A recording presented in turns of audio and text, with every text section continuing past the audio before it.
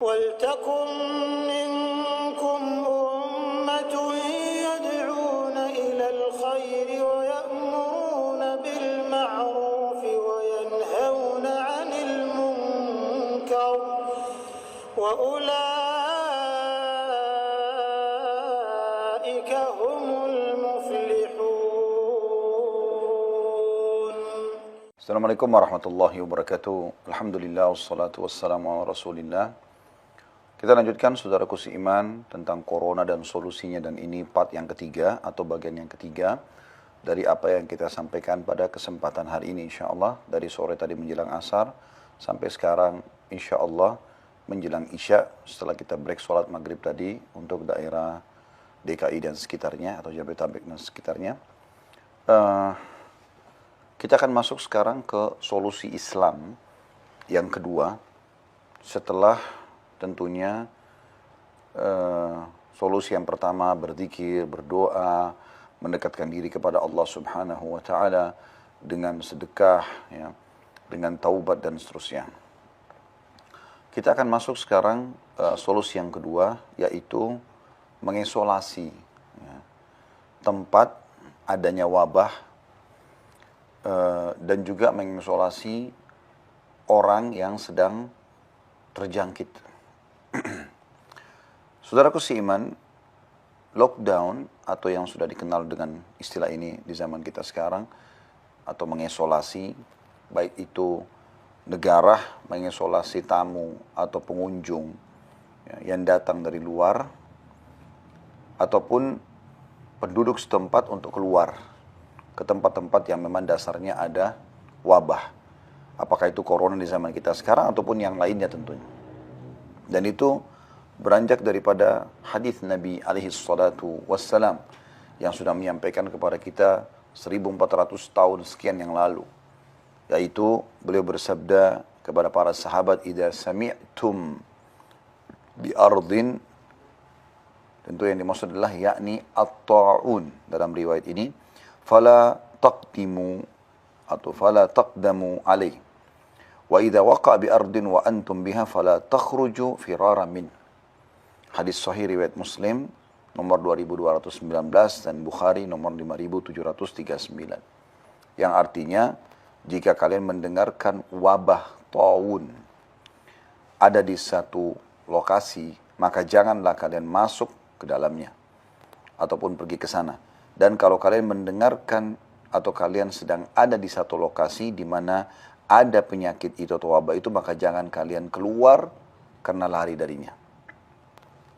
Tentu ulama menjelaskan masalah hadis ini.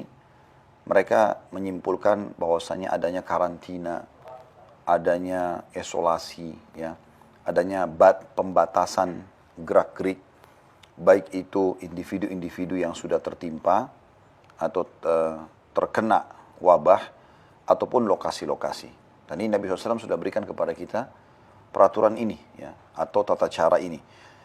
Dan pernah juga Nabi SAW menjelaskan di dalam hadis-hadis juga yang sahih, diriwayatkan Bukhari nomor 3474, An-Nasai dalam Sunan Kubra nomor 7527, Ahmad nomor 26139, di mana Aisyah radhiyallahu anha bertanya kepada Nabi SAW, tapi intinya adalah dia umumnya wabah.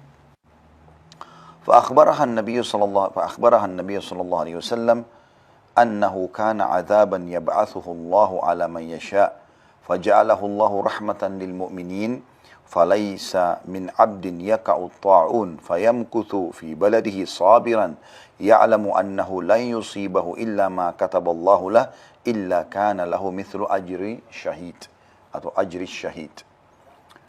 Aisyah pada saat bertanya satu hari kepada Nabi SAW tentang taun, maka Nabi SAW bersabda, sesungguhnya dia adalah siksaan yang Allah pernah timpahkan kepada siapapun yang dia kehendaki. Dalam riwayat lain dikatakan, telah ditimpahkan kepada umat sebelum kalian.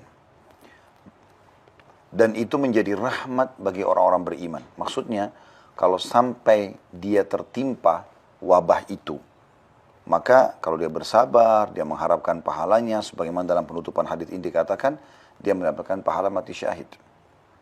Dikatakan, falaisa min abdin yaqa'u ta'un, dikatakan faja'alahu Allah rahmatan lil mu'minin, maka Allah jadikan itu rahmat bagi orang beriman. Sebabnya karena kalau dia tinggal di negerinya dalam kondisi dia bersabar dan dia tahu tidak mungkin dia ditimpa sesuatu kecuali yang sudah Allah takdirkan, kecuali dia akan diberikan pahala syahid. Ya. Jadi penjelasan hadits ini tentang masalah orang muslim pun bisa kena. Ya. Satu sisi yang lain juga menggambarkan bahwasanya ta'un atau wabah ada. Dan itu takdir Allah Subhanahu wa taala. Orang mukmin bisa menerimanya masalah itu. Dan di sini ada hadis yang menjelaskan, atau dari hadis ini juga diambil seperti bersambung dengan hadis yang sebelumnya, seakan-akan orang yang terkena memang tidak boleh keluar dari tempat yang dia berada. Jadi sebenarnya posisi negara menahan para pengunjung tadi sebagaimana saya bahasakan, atau membiarkan penduduknya atau masyarakatnya untuk pergi ke satu wilayah yang memang dikhawatirkan ada wabah ini, atau apalagi kalau sampai dipastikan, kemudian juga bisa terjadi antara satu wadah, ya, rumah, lembaga dan seterusnya, kalau memang ada di situ, maka tidak boleh tentunya kita sengaja mengunjunginya, apalagi kalau sudah jelas-jelas ada wabahnya. Dan ini yang saya lihat sudah sangat bijak tentunya pemerintah-pemerintah dunia, termasuk pemerintah muslimin dan juga para ulama, berusaha untuk menyampaikan kepada umat, kalau para ulama dan juga para pemimpin negara kepada masyarakat atau penduduk negaranya masing-masing, kalau harusnya seseorang itu mengisolasi dirinya, ya, terutama sekarang kalau di Indonesia kebanyakan 2 pekan ke depan sambil melihat perkembangan, ya, sampai kita tahu ada perintah secara khusus semalam untuk menunda sholat Jumat, bahkan semua jenis ibadah dari semua agama pun dianjurkan untuk tidak dilaksanakan dulu dalam keramaian.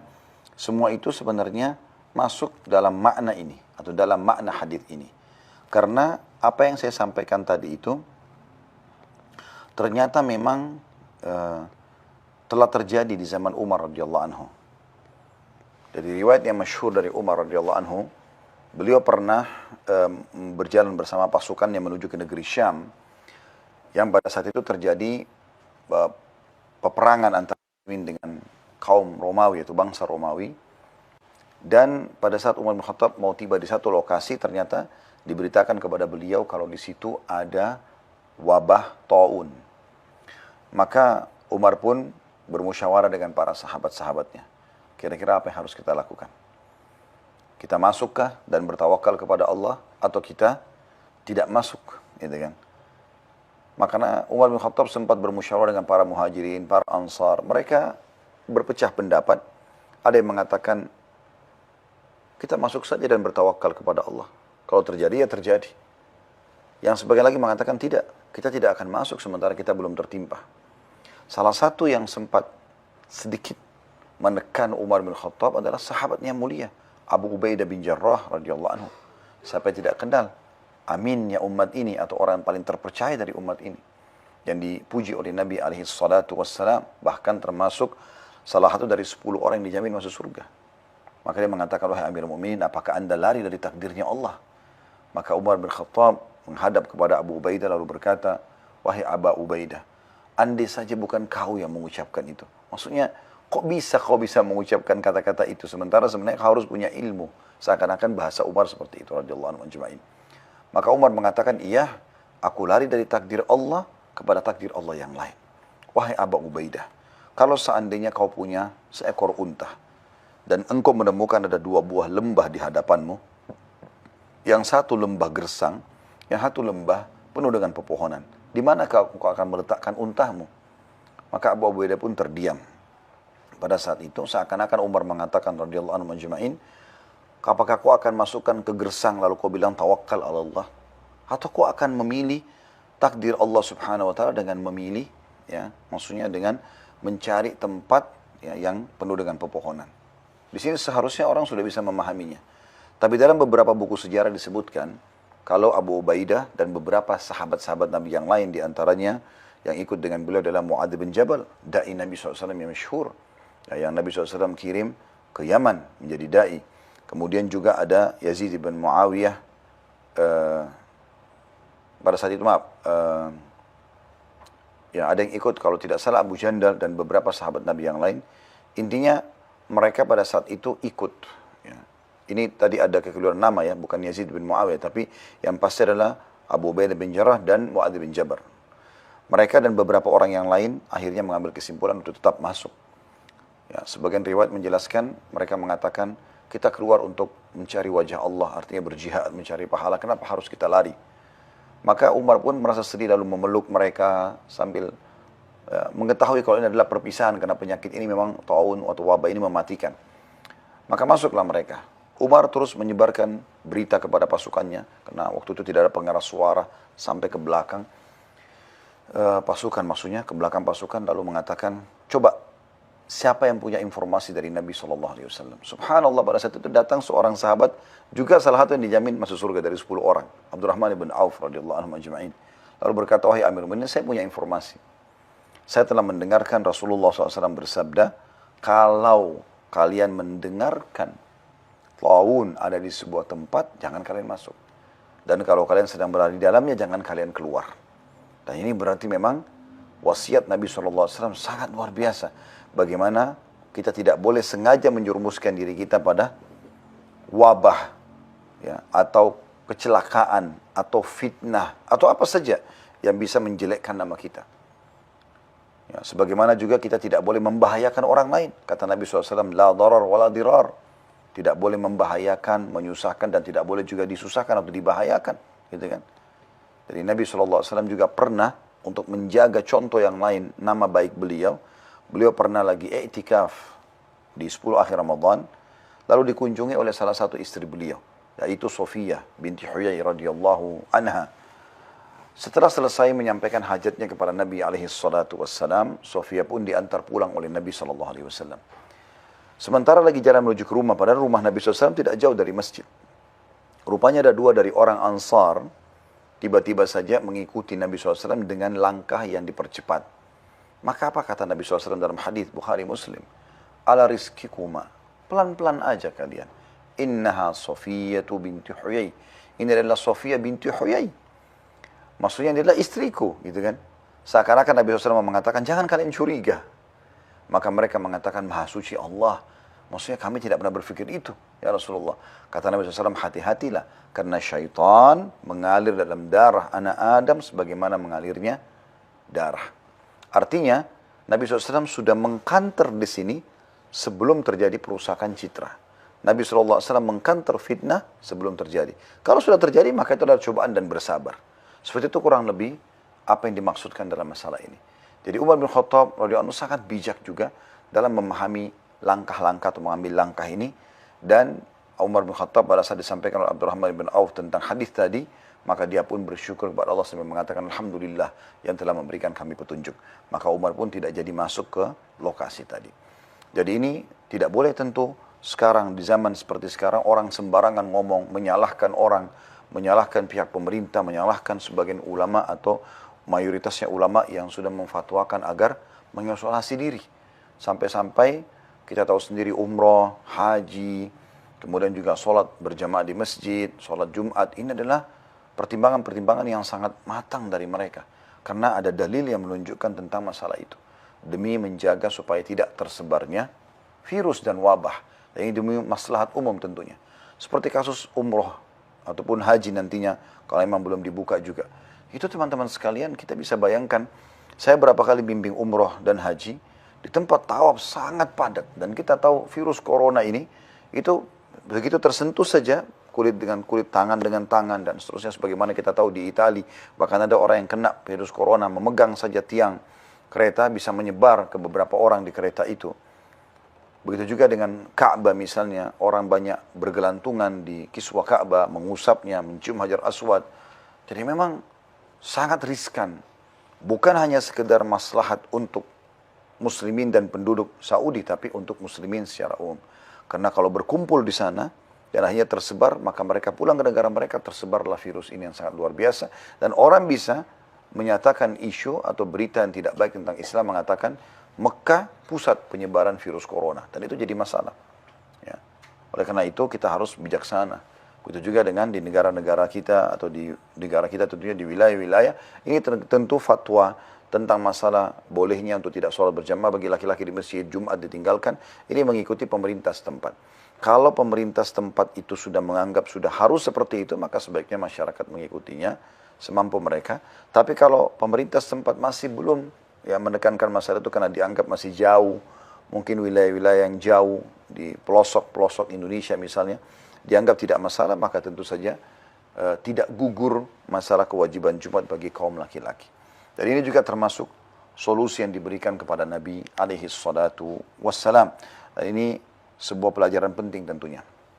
Sebagai penutup, yang perlu kita garis bawahi tentunya adalah bagaimana ya Allah subhanahu wa ta'ala tidak mungkin datangkan sebuah penyakit, bencana dan seterusnya. Secara khusus masalah wabah atau penyakit ini kecuali Allah sudah datangkan kesembuhannya. Yakinlah dengan hadis Nabi SAW, dan hadis ini diriwayatkan oleh An-Nasa'i nomor 6863, juga disebutkan oleh Ibnu Majah nomor 3438 dan Ahmad 4267, di mana Nabi SAW bersabda, Inna Allah Azza wa Jal lam yanzil da' illa waqad anzala ma'ahu dawa jahilahu minkum man jahil wa alimahu minkum man alim. Artinya Allah tidak mungkin turunkan sebuah penyakit, wabah, kecuali Allah sudah turunkan bersamanya obatnya. Maka difahamilah oleh orang-orang yang memahami itu, dan tidak difahami atau dibodohilah atau menjadi bodohlah sebagian orang yang tidak mempelajarinya atau tidak memahaminya. Artinya pasti akan ada obatnya. Pasti akan ada obatnya. Dan ini adalah salah satu solusi dari cara atau solusi untuk menghadapi corona. Ya, setelah kita sebutkan yang pertama adalah zikrullah, berdoa, mendekatkan diri kepada Allah SWT, sedekah dan seterusnya, termasuk taubat. Dan yang kedua adalah bagaimana mengisolasi ini tentunya. Ini insya Allah yang kita bisa sampaikan pada part yang ketiga ini. Dan kita akan lanjutkan insya Allah di part selanjutnya. Di yang keempat insya Allah kita akan bahas tentang solusi yang ketiga dalam Islam. Dan ini juga yang seharusnya dilakukan, sangat berhubungan tentunya dengan apa yang sudah saya letakkan di depan saya ini, yaitu adanya beberapa produk-produk yang alami di mana Nabi alaihi salatu wassalam memerintahkan kita untuk mengkonsumsinya agar yang belum terkena penyakit ataupun wabah mereka tertingkatkan ya kekebalan tubuh mereka sehingga bisa menangkal penyakit, wabah dan seterusnya, dan bagi yang sudah kena juga tetap bisa menjadi obat. Dan insya Allah kita akan mulai nanti dengan sebagaimana sudah saya perlihatkan tadi di pertama, dengan biji yang penuh dengan berkah, yaitu habbatu as-sauda. Ya, dan insya Allah kita akan rincikan nanti apa itu habbatus sauda dan bagaimana sejarahnya, serta juga seperti apa kandungan khasiat yang ada padanya, dan juga mungkin tata cara mengkonsumsinya, yang insya Allah mudah-mudahan itu akan bisa membantu saudaraku seiman untuk menangkal dengan izin Allah Subhanahu wa taala penyakit ataupun wabah. Karena Nabi SAW sudah bersabda, habbatus sauda dawa'u likulli da'in illa-sam. Biji hitam tentunya itu adalah obat untuk semua penyakit kecuali kematian. Begitu saja saudaraku seiman, semoga bermanfaat apa yang kita bahas ini, dan sampai insya Allah ketemu lagi di part yang keempat atau episode kita yang keempat, dan semoga Anda bisa mencerna dan mengambil manfaat dari apa yang kita sampaikan tadi. Saya sengaja membagi menjadi beberapa bagian agar mudah dicerna dan juga mudah untuk diamalkan, karena ilmu dipelajari untuk dipraktikkan tentunya. Subhanakallahumma bihamdika asyhadu an la ilaha illa anta astaghfiruka wa atubu ilaik. Assalamualaikum warahmatullahi wabarakatuh.